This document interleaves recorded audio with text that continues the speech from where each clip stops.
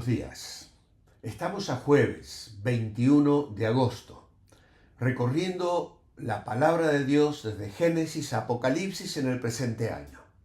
Si no has solicitado la guía de lectura en PDF, hazlo hoy mismo y te la enviaremos gratuitamente. Nuestra lectura hoy se encuentra en Isaías capítulos 11 al 13, en el Salmo 118 y en Mateo capítulo 27. Meditaremos en Mateo capítulo 27, los versículos 33 al 35. Y junto con Eli abrimos nuestras Biblias para seguir juntos la lectura de la palabra de Dios. Evangelio según Mateo, capítulo 27, versículos 33 al 35. Y cuando llegaron a un lugar llamado Gólgota, que significa lugar de la calavera, le dieron a beber vinagre mezclado con hiel, pero después de haberlo probado, no quiso beberlo. Cuando le hubieron crucificado, repartieron entre sí sus vestidos, echando suertes, para que se cumpliese lo dicho por el profeta. Partieron entre sí mis vestidos, y sobre mi ropa echaron suertes. Muchas gracias, Eli. Los soldados a los pies de la cruz. Si el protagonismo de aquel primer Viernes Santo fue Jesús de Nazaret, el Señor Jesucristo, los principales actores secundarios fueron sin duda los soldados romanos. Podemos leerlo en cualquiera de los 4 evangelios y ver cuánto espacio se dedica al papel de los soldados. A Simón de Cirene, ninguno de los 4 evangelistas le dedica más de un solo versículo. De aquellas hijas de Jerusalén solamente habla Lucas, pero de los soldados se habla casi o más que del mismo Señor. Por ejemplo, en Mateo 27, en los versículos 27 al 38, 12 versículos, los sujetos de casi todos los verbos son ellos, los soldados. ¿Qué hicieron los soldados? ¿Qué debemos pensar de ellos y del papel tan importante que desempeñaron? ¿Y habrá alguna lección que podamos aprender de todo esto? Primero, ¿qué hicieron los soldados? Pues comparando los 4 relatos de los 4 evangelios, podemos reconstruir el papel que desempeñaron los soldados en la muerte del Señor Jesucristo. Ese papel se puede dividir en 10 momentos o movimientos que describen 10 cosas que hicieron los soldados. Primero, se llevaron al Señor. Mateo 27, 27 al 31. Los soldados lo llevaron al pretorio, el cuartel general de los soldados del gobernador, donde se entretuvieron burlándose de Jesús y torturándole. Lo desnudaron, echaron sobre él un manto de escarlata, pusieron sobre su cabeza una corona de espinas y estuvieron arrodillándose delante de él, jugando con él, con lo que habían oído de él, que pretendía ser el rey de los judíos. Luego le escupieron y le golpearon en la cabeza, clavando y lastimándole la frente con aquella corona de espinas que le habían colocado. Luego llevaron al Señor al lugar de la ejecución. Lo encontramos en el versículo 31. La tortura continuó. Los condenados a muerte, después de ser azotados y maltratados por los soldados, tenían que ir andando hasta el lugar designado, cuesta arriba, llevando ellos mismos su propia cruz. Los evangelios nos hacen saber que Jesús no pudo llevar la suya muy lejos, ya que cerca de la puerta de la ciudad los soldados tuvieron que obligar a otro, a Simón de Cirene, a llevar la cruz del Señor. Y así la triste procesión siguió hasta llegar al lugar de la calavera. En tercer lugar, le ofrecieron al Señor vinagre mezclado con hiel, verso 34. Parece que esto era una especie de primitiva anestesia que a veces se ofrecía al condenado antes de proceder a la crucifixión. En este caso, los soldados se la ofrecieron al Señor Pero él, después de probarla, la rechazó. No quiso beberlo. No quiso evitar nada del sufrimiento que había venido al mundo a soportar. En cuarto lugar, el verso 35 nos dice: crucificaron al Señor. Este hecho central, la causa física de la muerte del Señor, lo mencionan los 4 evangelistas, pero ninguno de los 4 da pelos y señales. Se limitan a decir, sin más, que los soldados le crucificaron.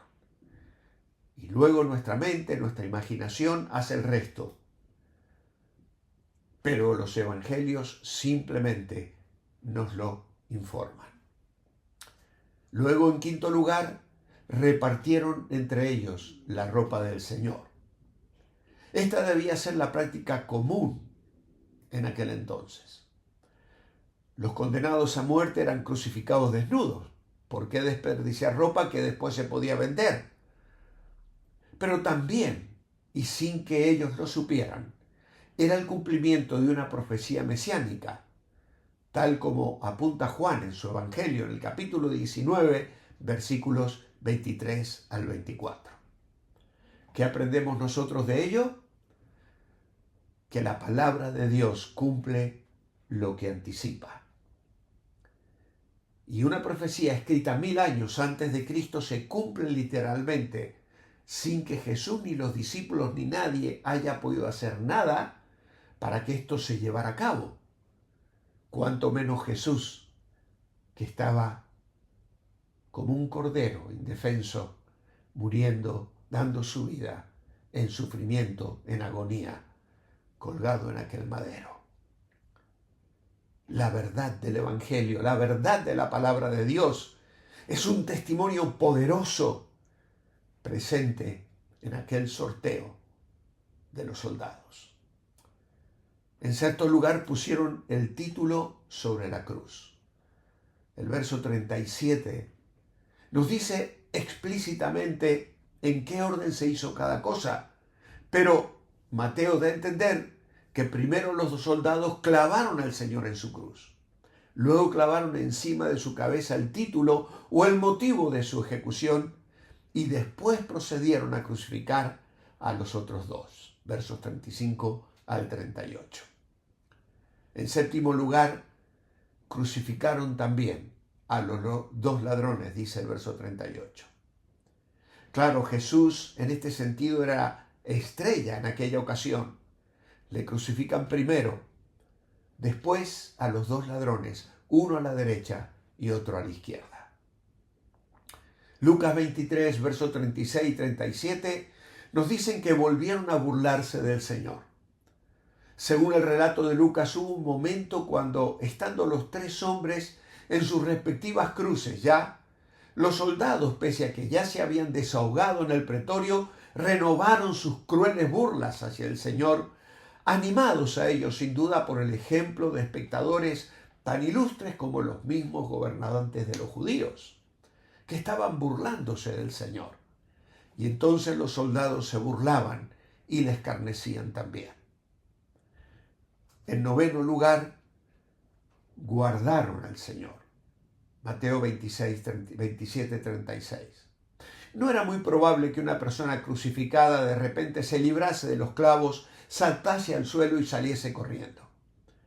Pero siempre que había la posibilidad de un intento de rescate por parte de algunos amigos o compañeros suyos, todo soldado romano sabía lo que le podía costar el dejar escapar a cualquier preso, como habría de acontecer en Hechos 12, cuando aquellos 16 guardias fueron llevados a la muerte después que el ángel liberó a Pedro de la cárcel. Finalmente, comprobaron que el Señor estaba muerto. Esto lo encontramos en Juan capítulo 19, versículos 32 al 34. Solo Juan menciona el incidente de que los soldados rompieron las piernas a los 2 ladrones y comprobaron que el Señor ya estaba muerto abriéndole el costado con una lanza. No se nos dice qué soldados hicieron eso. Juan se limita a decir que fueron los soldados. y parece razonable pensar que eran los mismos soldados que le habían crucificado. Es terrible pensar en aquellos hombres tan crueles, tan acostumbrados a la muerte, tan duros en su carácter, en su vocabulario, en sus actitudes, que fueron aquellos que maltrataron, torturaron, crucificaron y mataron al Hijo de Dios. Desde aquella cruz el Señor Jesús exclamó: Padre, perdónalos, no saben lo que hacen. Tal vez era una súplica a favor del pueblo judío, que había proclamado: su sangre sea sobre nosotros y sobre nuestros hijos. Crucifícale, crucifícale, delante de Pilato. También, sin duda alguna, era el Señor clamando misericordia a favor de estos hombres crueles que en su ignorancia y su maldad estaban matando al autor de la vida. Es terrible pensar en la condena eterna de aquellos crueles hombres. Los evangelios nos relatan de que a los pies de aquella cruz había un centurión que, contemplando la manera en que Jesús murió, confesó verdaderamente: este hombre era Hijo de Dios. Oh, que nuestros corazones, al contemplar estos hechos terribles de la crucifixión de Cristo, puedan reconocer que lo hizo por nosotros, que lo hizo por amor, para darnos salvación, para darnos vida, para darnos perdón, y para que hoy nosotros podamos tener certeza de que este libro, la Biblia, es la palabra de Dios, precisamente porque cumple las cosas que estaban escritas, entre ellas en el Salmo 22. Horadaron mis manos y mis pies, contar puedo todos mis huesos. Entre tanto, ellos me miran y me observan, se burlan, me escarnecen. El Hijo de Dios vino a dar su vida para que tú y yo hoy la podamos tener. Padre, gracias te damos por este evangelio que se centra en la muerte y resurrección de Cristo. Hoy hemos meditado algunos detalles en los que no nos solemos detener demasiado, pero que nos hacen valorar el amor, el sacrificio, la entrega. Y no hemos mencionado el quebrantamiento espiritual que le llevó a clamar: Dios mío, ¿por qué me has desamparado? La respuesta la tenemos cada uno de nosotros. Porque Él dio su vida. Porque no había otra manera para nuestra redención. Que hoy muchos puedan poner su fe en ese Salvador que muere para darnos vida. Lo pedimos hoy en el nombre de Jesús. Amén. Os espero mañana, viernes. Manteneos bendecibles.